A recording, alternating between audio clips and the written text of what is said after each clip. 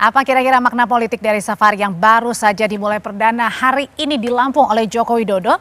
Sudah bergabung di studio Menara Kompas TV, sudah ada Mardiansyah Semar selaku Ketua Umum Perampai Nusantara. Mas Semar, selamat malam. Malam, Audrey. Dan hadir juga ada Ray Rangkuti, Direktur Eksekutif Lingkar Madani. Bang Ray, malam. Malam. Saya mau tahu dulu nih. Aja nih saya berat. Saya mau tahu dulu nih ke Bang Semar. Mas Semar, ini pertama kalinya Pak Jokowi akhirnya safari politik setelah sehat. Ya. Kenapa sih harus safari politik? Colong untuk Pilpres 2029 untuk anaknya Gibran atau untuk PSI?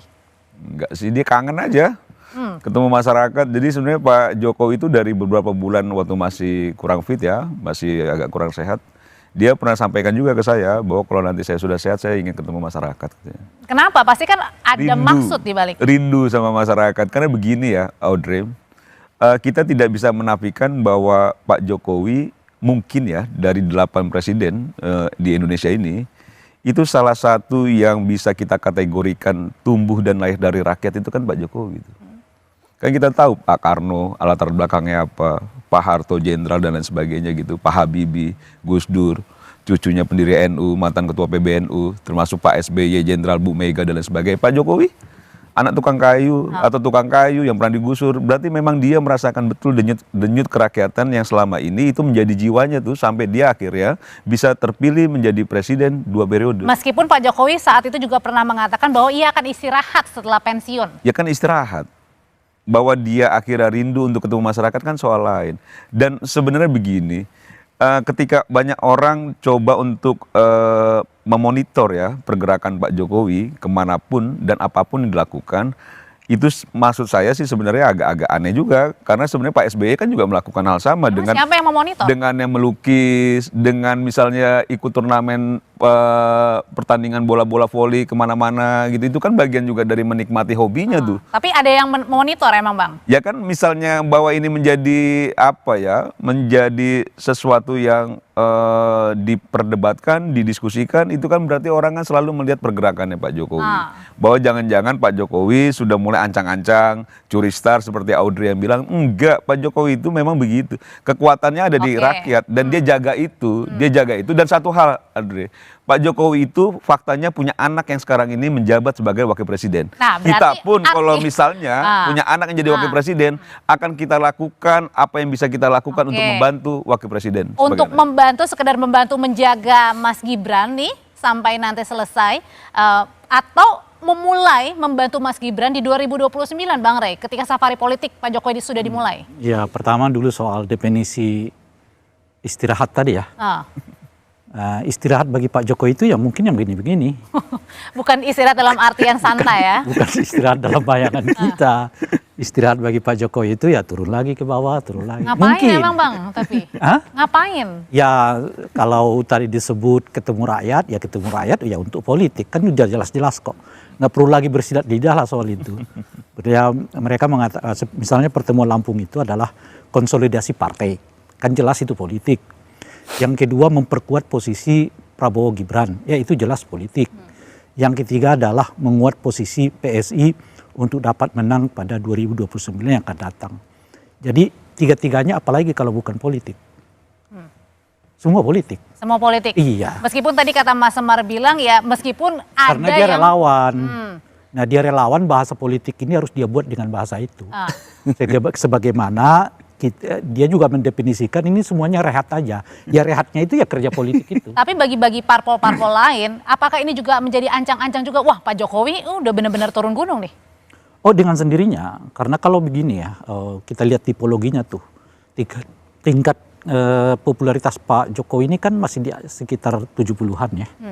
Gitu ya. Terus umumnya basis pemilihnya itu ya memang ada di pedesaan, ya warga NU, dan seterusnya gitu. Alias begini, kalau tujuan Pak Jokowi itu adalah memaksimalkan suara rakyat ke PSI, ada beberapa partai yang mungkin ya merasa akan menjadi berat nih sebagai saingan gitu. Salah satu adalah PKB, karena PKB ini basis tradisionalnya adalah NU, dan salah satu yang cukup dekat dengan Pak Jokowi itu adalah NU gitu. Yang kedua, Pak Jokowi juga kelihatan cukup kuat ya di Jawa Timur, Jawa Tengah khususnya ya. Dan itu juga lagi-lagi adalah basisnya Oke. KB gitu. Tapi pertanyaan selanjutnya adalah lebih realistis mana Bang Rey ketika tadi Pak Jokowi ingin memenangkan PSI di 2029 atau ingin memajukan nama anaknya kali ini bukan sebagai cawapres tapi sebagai capres. Usai jeda nanti bapak-bapak akan menjawabnya, tetap bersama kami di Sapa Indonesia Malam. Jadi sebenarnya Bang Rey lebih realistis mana sih ketika Pak Jokowi turun safari politik keliling-keliling, bahkan katanya waktu itu dibilang sampai ke kecamatan saya masih sanggup. Ini untuk siapa? Untuk PSI atau lebih ke untuk anaknya supaya disiapkan tidak hanya sekedar menjadi cawapres nanti tapi sebagai capres? Dua-duanya. Jadi baik untuk posisi anaknya sebagai wakil presiden sampai sekarang itu dan bisa berlanjut. Kan targetnya ini kan 2 periode kan, Prabowo Gibran. Tapi harus tetap dibuat skenario kalau Pak Prabowo misalnya memilih pasangan yang lain. Ya otomatis Oh kan, udah ancang-ancang, iya, nggak kepagian nih. ya. Nggak kepagian. Oh, bagi orang seperti Pak Jokowi nggak kebagian, justru boleh jadi dibilang telat ya. Kenapa gitu? Karena satu, beliau kan sendiri nih. Kalau dibandingkan dengan Golkar, dibandingkan dengan Gerindra macam-macam, ya Golkar Gerindra sekarang sampai jalan terus kan menteri mereka ada di kabinet dan seterusnya gitu. Jadi kedua, kalau Pak Jokowi misalnya mengandalkan tokoh-tokoh PSI-nya, khususnya yang mereka ada sekarang di kabinet, kan nggak naik juga suara PSI-nya. Artinya nggak bisa diharapkan total tuh orang-orang yang ada di kabinetnya Pak Prabowo gitu. Nah otomatis harus turun sendiri, mau tidak mau gitu. Nah jadi apakah ini telat? Apakah ini tidak terburu-buru? Justru menurut saya telat. Karena sampai saat ini kelihatan elektabilitas PSI ya, kalau disurvei nggak naik-naik juga gitu. Nah jadi skenario pertama adalah gimana pasangan ini tetap dari sampai 2009, Prabowo Gibran. ya naik lagi kan. Kalau ternyata tidak, ya otomatis harus cari pasangan yang lain kan. Yang kedua tentu saja harus menaikkan elektabilitas PSI. Untuk apa ya? Untuk menopang Gibran. Sebab kalau elektabilitas PSI nggak naik gitu ya. Untuk menjaga Pak Jokowi juga tetap eksis. Eksis itu menurut saya implikasi kalau dari partai ini bisa kuat gitu loh Pak. Saya kira bukan itu lagi target utamanya. Target utamanya itu adalah ya anak-anaknya yang eksis gitu loh, bukan lagi Pak Prabowo, Pak Jokowi gitu. Makanya kalau bisa ya Gibran entah itu berpasangan dengan Pak Prabowo atau tidak, 2009 tetap eksis gitu ya. PSI 2029 harus naik supaya lebih eksis lagi gitu. Jadi bukan, dan masih ada menantunya ya di Sumatera Utara gitu. Jadi bukan lagi kepada Pak Jokowi pribadi, tapi ini lebih berorientasi kepada keluarga gitu. Kalau Pak Jokowi sendiri merasa kemudian ada yang ya memata-matai dalam tanda kutip karena safari politik ini nggak? Kalau tadi kan Partai Gerindra mengucapkan selamat, saya nggak tahu nih selamatnya kepada Pak Jokowi karena memang mau ancar-ancar juga atau gimana? Atau sebenarnya apa sih yang lagi disiapkan Pak Jokowi ini sebenarnya? Ya sebenarnya kalau bicara Pak Jokowinya ya dia tidak merasa apa-apa. Cuman kalau bicara fakta politiknya tentu wajar saja partai-partai lain itu mengkhawatirkan pergerakan Pak Jokowi, apalagi partai-partai tengah ya. Karena mau tidak mau tadi kan Rey juga udah sampaikan bahwa Pak Jokowi dukungan rakyatnya masih cukup signifikan. Kalau beliau melakukan keliling-keliling seluruh Indonesia, itu tentu suara signifikan yang akan didapat ya. Misalnya Pak Jokowi ingin memperjuangkan suara PSI, itu juga akan signifikan juga. Dan ini pasti juga akan menghantui partai-partai lain. Nah itu fakta politik yang tidak bisa dihindari. Tapi kalau Audrey tanya, apakah Pak Jokowi juga merasa diawasi gitu atau ya saya rasa dia biasa saja juga gitu, karena memang ya dia senang aja untuk ketemu masyarakat, apalagi kalau dalam kondisi yang sudah sehat ya. Apalagi sekarang ini juga kan masyarakat udah banyak juga yang datang ke Solo kan dari udah berapa lama ini kan. Jadi kalau dia yang sekarang mendatangi kan juga bagus. Kenapa pertama kali datangnya ke Lampung? Simbol gajah mungkin itu juga masuk juga. PSI. Iya, PSI kan partainya kan yang simbol gajah. Kebetulan juga memang ada relawan dan PSI secara partai juga mengundang Pak Jokowi di rakordanya. Jadi itu yang mungkin jadi pertimbangan Pak Jokowi juga, bahwa biasanya kalau politik Jawa itu kan politik simbol, dan saya melihatnya juga bagus-bagus juga sih kalau Pak Jokowinya udah pakai baju kemeja pakai gambar gajah, topinya gambar gajah, terus ke Lampung yang identik dengan gajah kan, gajah bisa main bola dan lain sebagainya gitu, dan menurut saya itu bagus-bagus aja sih Pak. Pak Jokowi sendiri sebelum safari politik ini kemudian pernah berkonsultasi nggak juga dengan ketua umum parpol lain atau dengan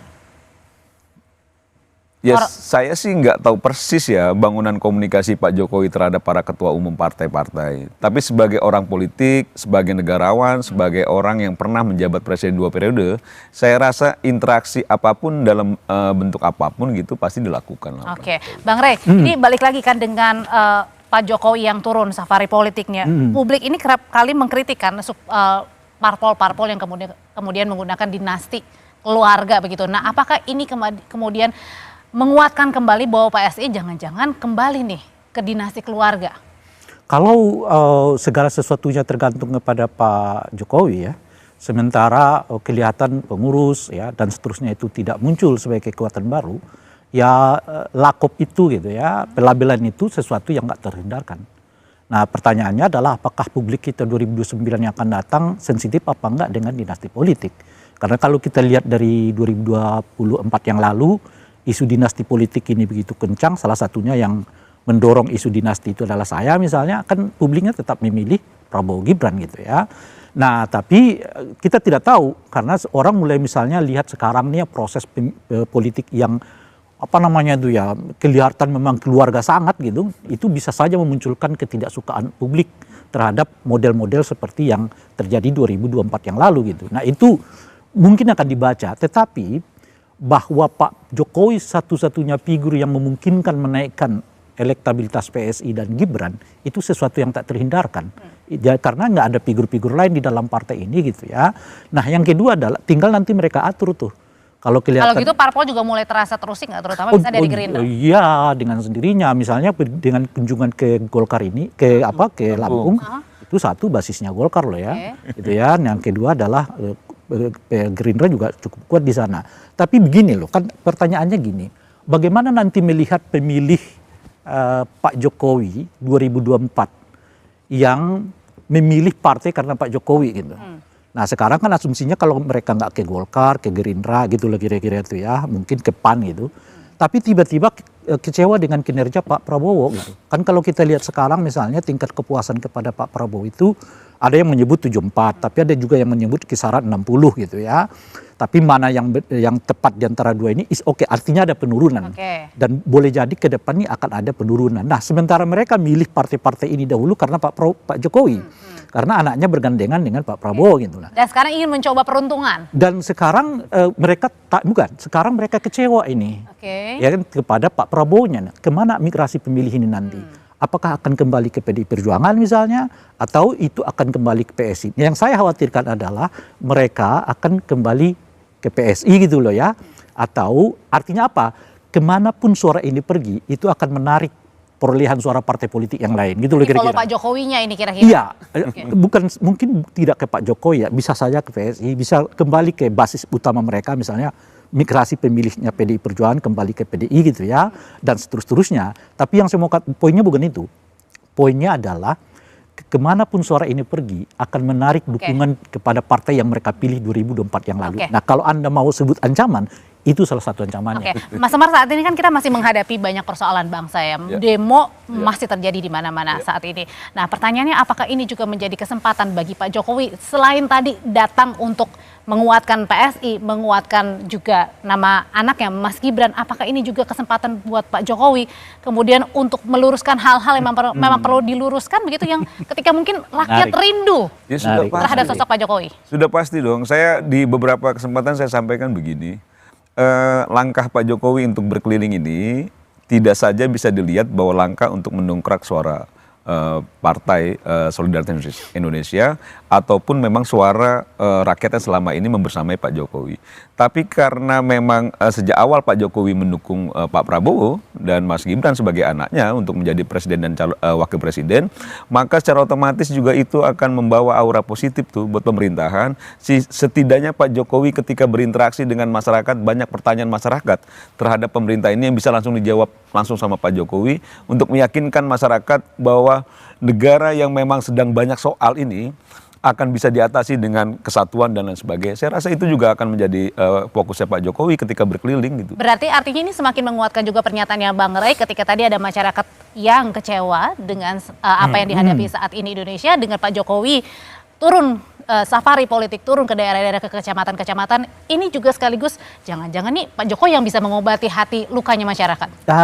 Bisa ya, tapi saya sih melihatnya tunggu pidato-pidatonya dulu nih. Pidatonya tapi akan berani menyentil nggak nih Pak Jokowi? Itu makanya kita tunggu pidatonya dulu nih. Khususnya nanti setelah Lampung ini, beliau bicara apa di Lampung, ya kan?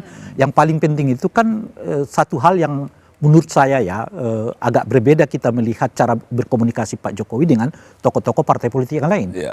Pak Jokowi berkomunikasi selalu dengan simbol ya, dan kadang-kadang mengucapkan sesuatu yang sebetulnya kebalikan dari apa yang diucapkan oleh beliau itu. Oke. Jadi itu harus kita lihat dulu.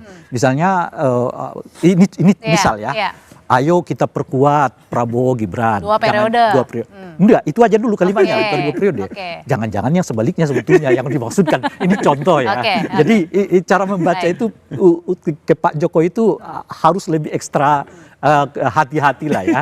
Nggak bisa kita lihat apa yang terucap itu yang sebetulnya gitu ya. Itu yang saya sebut tadi itu. Nah oleh karena itu mungkin kita tunggu nih pidato pertama beliau nanti di Lampung seperti apa, dan dari situ kan kita lihat kemana alurnya sebenarnya dari perjalanan ini ke depan. Karena masih panjang 2029, tapi nggak panjang-panjang juga ya sebenarnya ya. Iya, iya, Nggak tahu iya. lagi ya. Banyak-banyak Ya, juga. pasti nanti di tengah ada yang berubah. Ada Oke. itu biasa Oke. nanti. Baik, Bang Rey terima kasih. Iya, Mas Semar terima kasih. Selamat Oke. malam Bapak-bapak.